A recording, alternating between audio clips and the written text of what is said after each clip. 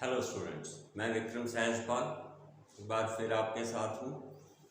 तो आज हम करने जा रहे हैं स्पीकिंग और टास्क 2 में जो बहुत वैल्यूएबल और करंट टॉपिक हैं वो है पोल्यूशन और एनवायरनमेंट।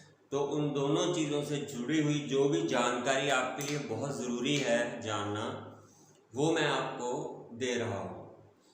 तो फर्स्ट ऑफ ऑल इसमें जो है वो है वेहिकुलर एमिशन कहा जाता है जो गाड़ियां धुआं छोड़ती हैं, जहाँ ट्रांसपोर्टेशन के जो भी मोड हैं वो जो धुआं छोड़ते हैं उसे वेहिकुलर एमिशन कहते हैं। तो इसकी जगह कुछ और मत यूज़ कीजिए, जैसे व्हीकल्स एमिट पोल्यूशन, ऐसे शब्द मत यूज़ कीजिए। That is because of the, हम क्या लिखेंगे, क्या रीज़न है उसका, वेहिकुलर एमिशन की वजह से एयर पोल्यूशन होता है।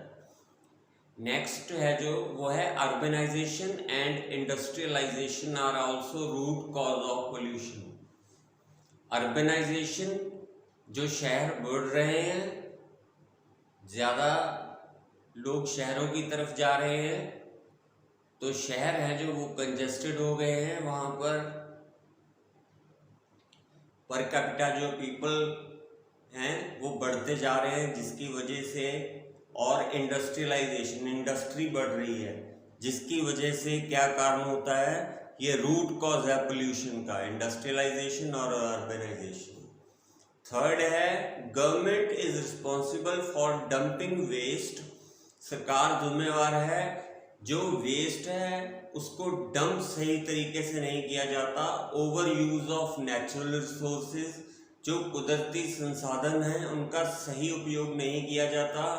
And chemical waste in the water, और केमिकल जो इंडस्ट्रीज लगी हुई हैं उनका जो लेफ्ट ओवर केमिकल्स हैं, जो उनके केमिकल्स काम के बाद जो पोल्यूटेड केमिकल्स बचते हैं उनको वो नहरों में, नदियों में छोड़ देते हैं, जिससे पानी है जो वो बहुत पोल्यूटेड हो जाता है।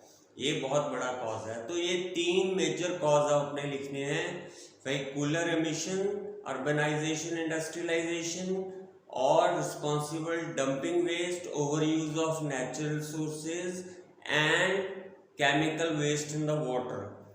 तो इनको आप लिखेंगे सॉरी, तो इनके वजह से हमें कॉजेज पता चलते हैं कि क्या वजह है जिसकी वजह से जो पोल्यूशन है वो बढ़ रहा है। इफेक्ट्स इसके क्या होंगे?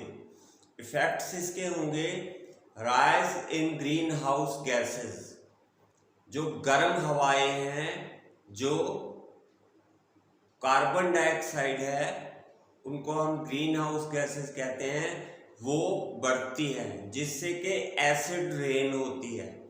वो बढ़ने की वजह से तेजाबी वर्षा होती है और ग्लोबल वार्मिंग होती है। तो ये green house gases, acid rain और ग्लोबल वार्मिंग, इसका इफेक्ट है जो पहला है। दूसरा, aquatic and marine life is in danger, जनजीवन और वनस्पति को खतरा है। जो जल से जुड़ी हुई जनजीवन है और वनस्पति है वो खतरे में पड़ गई है पोल्यूशन की वजह से। नेक्स्ट है melting of polar ice causes rising sea level.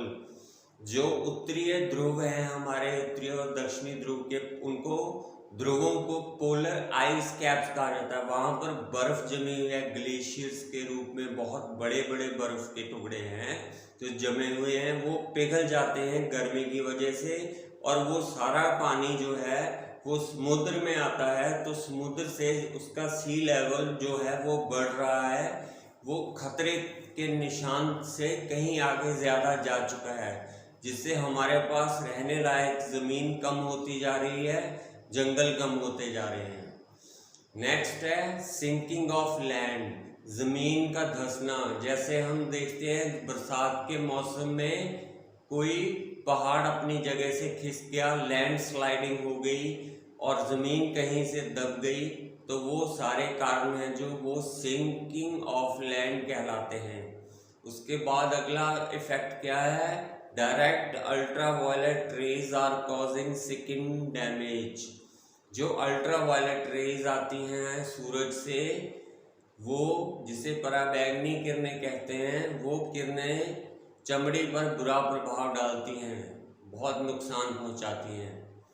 और नेक्स्ट है फैटल रेस्पिरेटरी सिस्टम। पोल्यूशन की वजह से रेस्पिरेटरी, जहां हम सांस लेते हैं, सांस लेने वाली जो हमारी नाली है और जो तरीके हैं वो रेस्पिरेटरी है। फैटल मतलब जानलेवा, रेस्पिरेटरी सिस्टम जानलेवा श्वास से संबंधित बीमारियों के शिकार हम होते जा रहे हैं। तो ये इफेक्ट्स हैं पोल्यूशन के। अब आगे सोल्यूशन।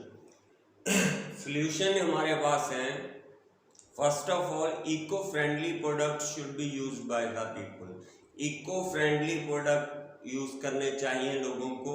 जैसे शॉपिंग करने जाते हैं तो प्लास्टिक बैग्स ना लें अपने साथ, घर से जूट बैग या बना हुआ कपड़े का थैला लेकर जाएं, उसमें सामान लेकर आएं। और जो पानी बाहर यूज करते हैं तो बॉटल अपने साथ कैरी करें। और अगर बाहर से बाय करते हैं तो पानी पीने के बाद उसे इस तरह क्रश करें कि वो दोबारा रीयूज ना हो सके और उसको हम अवॉइड करें। नेक्स्ट है use renewable energy like wind and solar energy. और जो हमारे पास शक्ति के साधन हैं जिनसे हमें शक्ति मिलती है, जैसे कि इलेक्ट्रिसिटी हो गई, तो ऐसी के लिए हम विंड मिल यूज़ कर सकते हैं, जिससे कि बहुत सारे बड़े बड़े जो प्रोजेक्ट्स हैं वो चल सकते हैं। एनर्जी सोलर सिस्टम है जो वो घरों के ऊपर हम लगा सकते हैं, जिससे हमें इलेक्ट्रिसिटी एक बार हमें सिर्फ पैसा खर्च करना पड़ता है, लेकिन उसके बाद लाइफ टाइम के लिए हम वो सोलर एनर्जी यूज़ करते हैं। सूर्य की गर्मी का इस्तेमाल करके बिजली का उत्पादन करना चाहिए या हवा का इस्तेमाल करके विंड मिल्स लगानी चाहिए। नेक्स्ट है chemical treatment plants of industry. Industry में जो वेस्ट होती है उसको ट्रीटमेंट प्लांट्स लगाने चाहिए, ताकि वो ट्रीटमेंट प्लांट्स जो हैं वो उसको साफ कर दें। जो केमिकल वेस्टेज डेंजरस है उसको क्लीन कर दे, उसके बाद वो उसे कहीं बाहर छोड़े, ना कि सीधा छोड़ दें। नेक्स्ट है रिसाइकल वेस्ट। वेस्ट को हम दोबारा यूज कर सकें। Sustainable development. सस्टेनेबल डेवलपमेंट वो होती है जो कुदरती साधनों को बिना हानि पहुंचाए तरक्की करना, यानी कि कुदरती साधनों को बिना नुकसान पहुंचाए जो तरक्की होती है उसे सस्टेनेबल डेवलपमेंट कहते हैं। तो हमें रिसाइकल वेस्ट और सस्टेनेबल डेवलपमेंट पर ध्यान देना चाहिए। नेक्स्ट है sewage treatment plants. Sewage treatment plants लगाने चाहिए, जिससे जो हमारा वेस्ट है, कूड़ा है, वो पूरी तरह ख़त्म हो जाए। जैसे कि वेस्टर्न कंट्रीज़ में करते हैं, उनका सारे कूड़ा इकट्ठा करके उसको सारे को राख में कन्वर्ट कर देते हैं, जला देते हैं पूरी तरह, और उसके बाद उसे समुद्र में छोड़ देते हैं। राख जो है वो उसमें डूब जाती है, तो उससे नुकसान नहीं होता। हमारे पास हीप ऑफ गार्बेजेस होते हैं जिससे बीमारियां फैलती हैं, जिससे बहुत ज़्यादा नुकसान उठाना पड़ता है। तो इसलिए हमें सीवेज ट्रीटमेंट प्लांट्स की बहुत ज़रूरत है जो कूड़े को ख़त्म कर दे। नेक्स्ट है control green house gases. Green house gases को कंट्रोल करना है, कार्बन डाइऑक्साइड को कंट्रोल करना होगा सरकार को। उसके लिए डिफरेंट ऑप्शंस जो हैं वो यूज़ करने चाहिए। जैसे कि उनको एक, जैसे हमने सोलर सिस्टम लगा लिया तो इलेक्ट्रिसिटी है जो वो उसका यूज़ होना शुरू हो जाएगा, तो वो हमारे लिए नुकसानदेह नहीं होगा। कंट्रोल ग्रीन हाउस गैसेस को कंट्रोल करना है, जिससे कि जैसे लोगों को अवेयर करना कि वो क्या करें। वो अगर जॉब करते हैं किसी जगह पर तो कोशिश करें कि पब्लिक ट्रांसपोर्ट का यूज़ करें, प्राइवेट ट्रांसपोर्टेशन को कम कर दें, जिससे कि गाड़ियां कम हो जाएं रोड पर, बाइक्स कम हो जाएं। नेक्स्ट है try to save the ozone layer. जो ओजोन लेयर है जो अल्ट्रावायलेट रेज को रोकती है, जो पृथ्वी के ऊपर इर्द गिर्द बनी हुई है, उसमें बहुत सारे होल्स हो गए हैं, तो उनकी वजह से हमें बहुत नुकसान होता है। हमें ऐसा सिस्टम फॉलो करने चाहिए सरकार को साइंटिफिकली कि ओजोन लेयर जो है वो पूरी तरह से सेव हो जाए। ये लास्ट पॉइंट है। तो मुझे पूरी उम्मीद है कि आप पोल्यूशन से जुड़ी हुई ये सारी जानकारी अच्छे तरीके से कर लेंगे और एक अच्छा सा स्पीकिंग टॉपिक तैयार कर लेंगे और राइटिंग टॉपिक तैयार कर लेंगे, जिसमें आप ये सारी वोकैबुलरी यूज़ करके अपने आप को डिस्क्राइब कर सकते हैं। Thank you very much.